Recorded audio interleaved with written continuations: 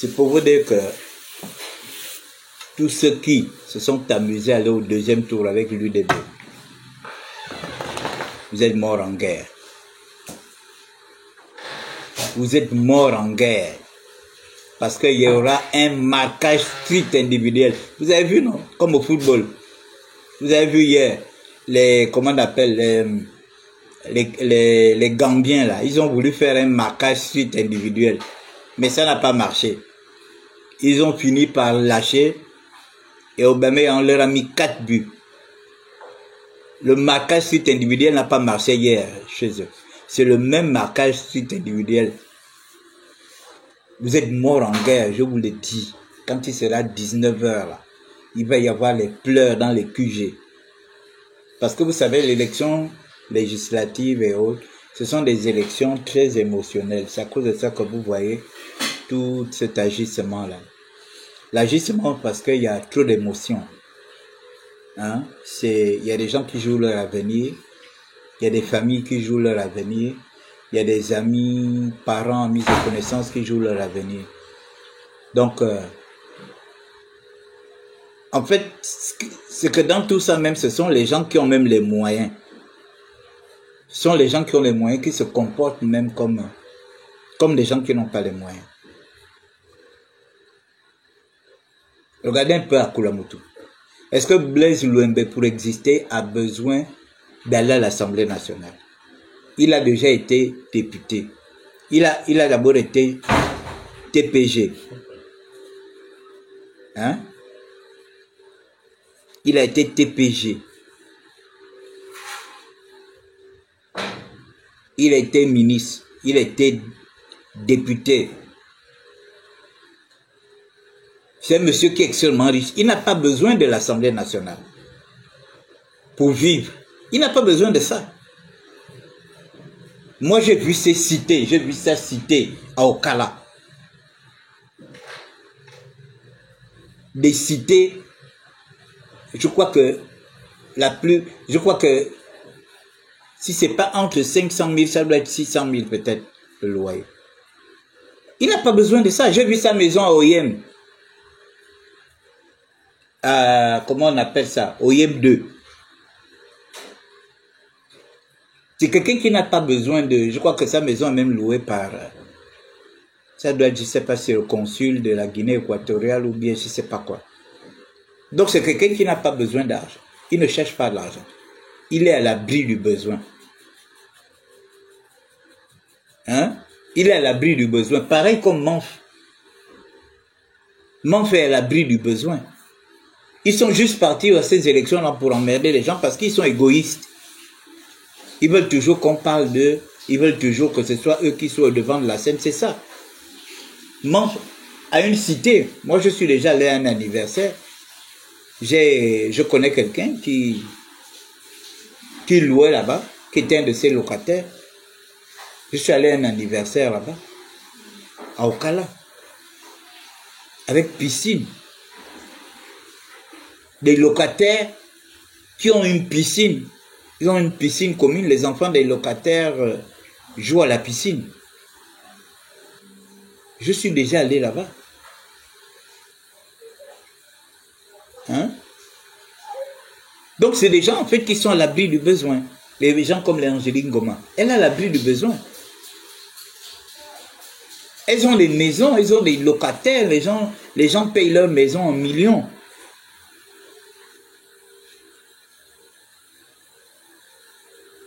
Donc c'est des gens qui, pas comme Oubélé, tout ça là, qui étaient des candidats. Regardez les candidats que le PDG a positionnés. Vous avez vu que le PDG a positionné, je prends par exemple le cas de mon petit Hugues Banangoy, qui est candidat au 3e arrondissement. Mais Hugues, c'est un petit. Hugues, ce sont mes petits.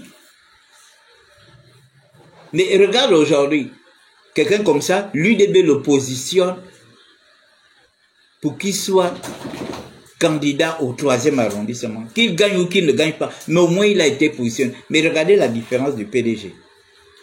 Le PDG n'a positionné que des vieux cocos.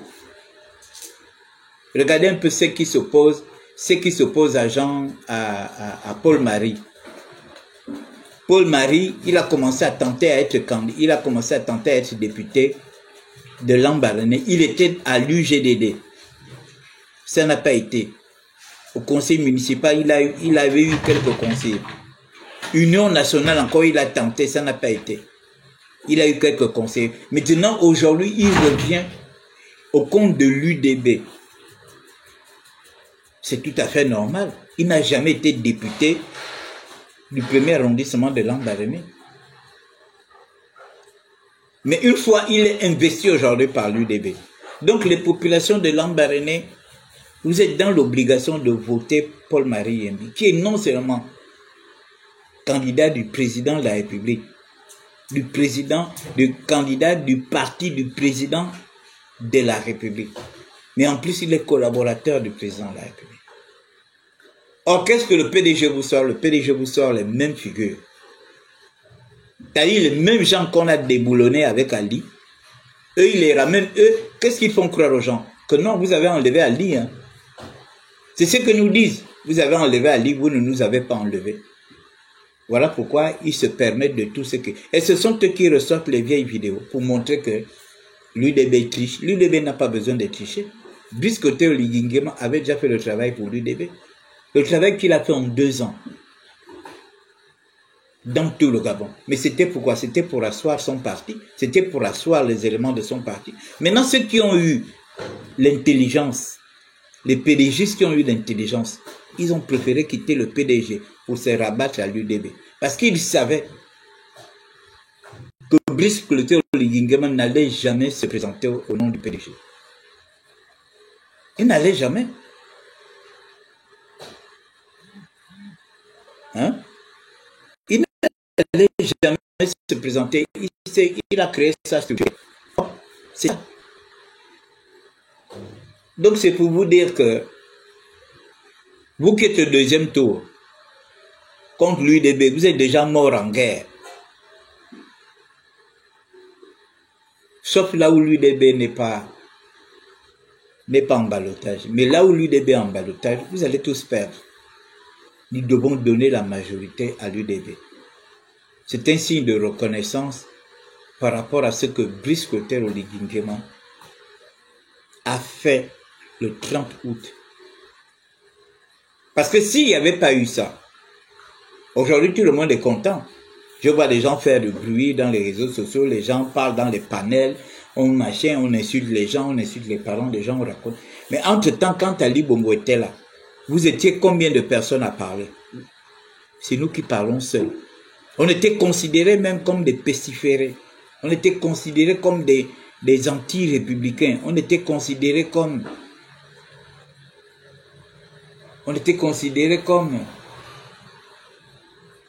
des gens qui étaient en train de trahir le Gabon. Maintenant, aujourd'hui, il a fallu que les militaires arrivent, qui libèrent la parole.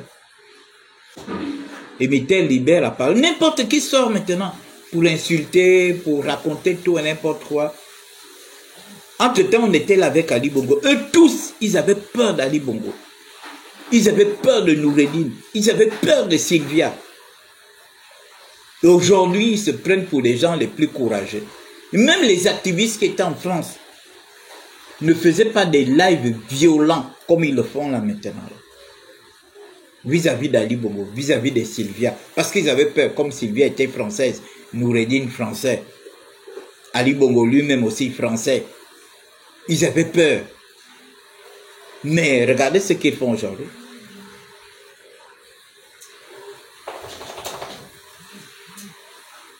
Mais si l'UDB est en face du PDG, mais c'est l'UDB qui gagne.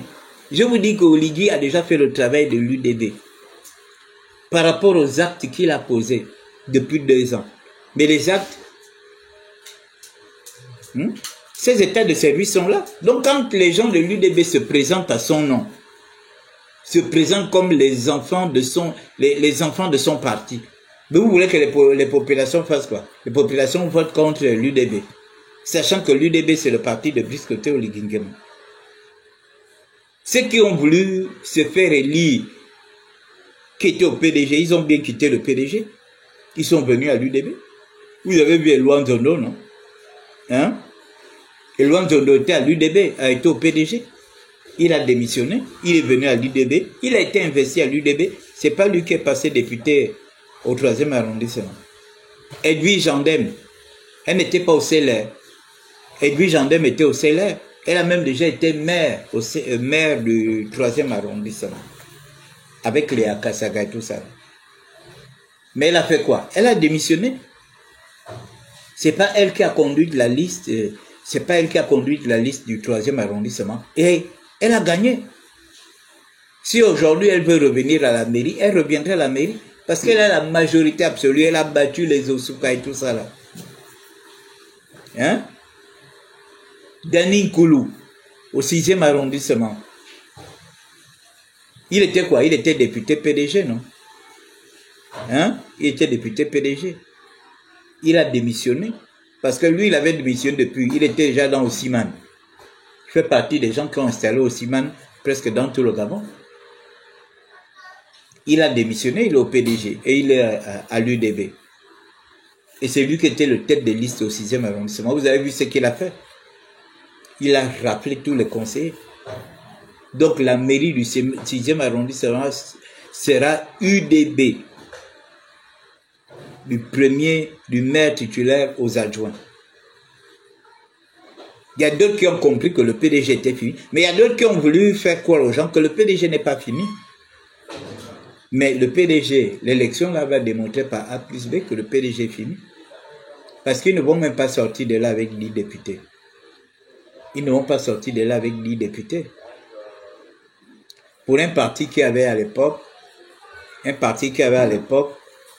plus de 100 députés, va se retrouver à cette élection avec 5 ou 6 députés. C'est un échec. Ça prouve à suffisance que le PDG est en train de mordre la poussière. C'est terminé. Dans la vie, chaque chose a une fin. Donc, ça ne sert à rien d'aller sortir des vieilles vidéos pour venir exhiber ça sur la toile pour qu'on montre que, voilà, l'UDB est en train de tricher, on a surpris quelqu'un en train de... Vous voyez bien qu'une urne est vide. Les gens sont en train de signer. Ils signent. Quels sont ceux qui sont appelés à signer sur le bulletin? Je crois qu'ils sont 2 ou 3. Je crois 2.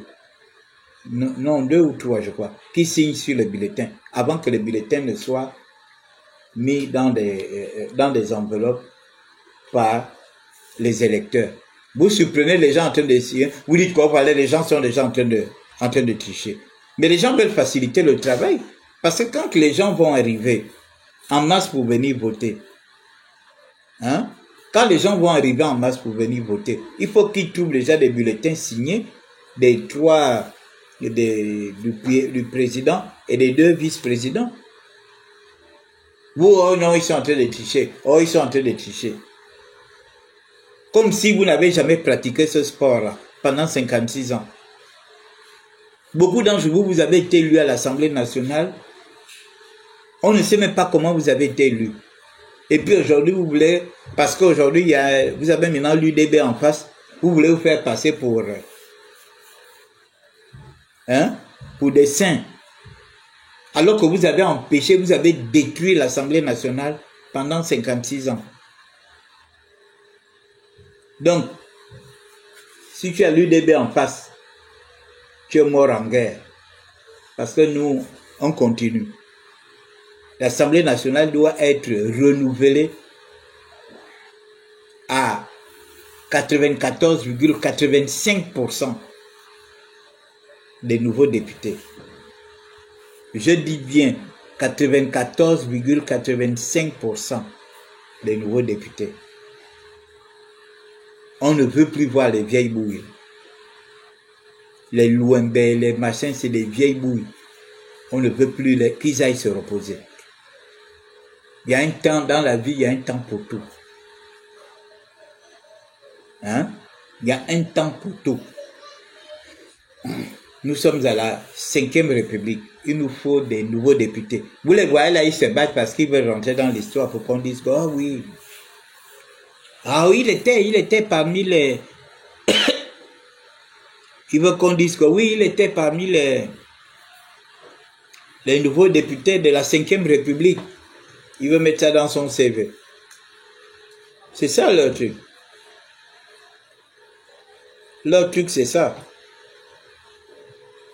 Pour qu'on dise que oui, il était aussi dans... Quand il y a eu la 5e République, quels sont les députés, un peu comme aujourd'hui, on regarde dans nos livres d'histoire, les premiers députés de Léomba. Eux aussi veulent être comme ça. Quand on va dire que quels sont ceux qui étaient les premiers députés de la 5e République. Et puis on va les sortir leur bouille là. Ah, donc lui aussi il était, hein? Ah, oui. Ah, ben il était déjà à la 4e, oui, il était déjà à la 4e République. Député de la 4e République. Et là, il était encore député de la 5e. C'est tout ce qui c'est. Les gars, c'est des égoïstes. Là, vous les voyez là. C'est des égoïstes. Ils veulent seulement que ce soit eux.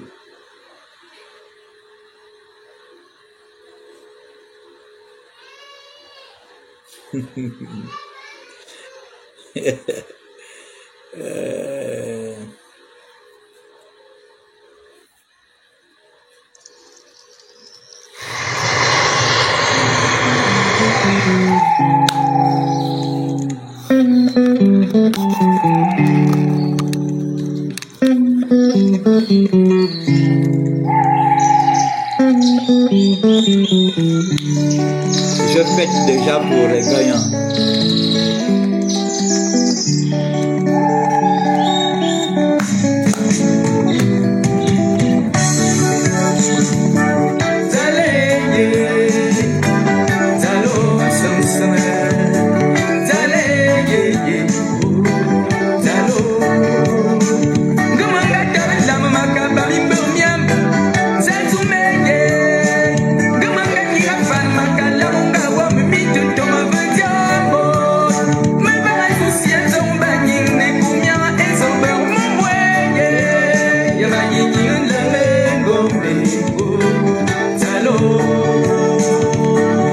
La chair de poule quand je chante.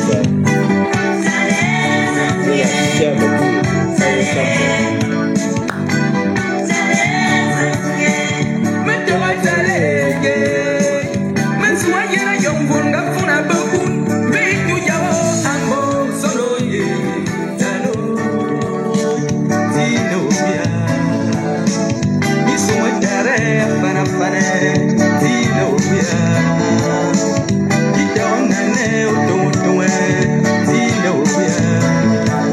Attendez, je reprends la musique.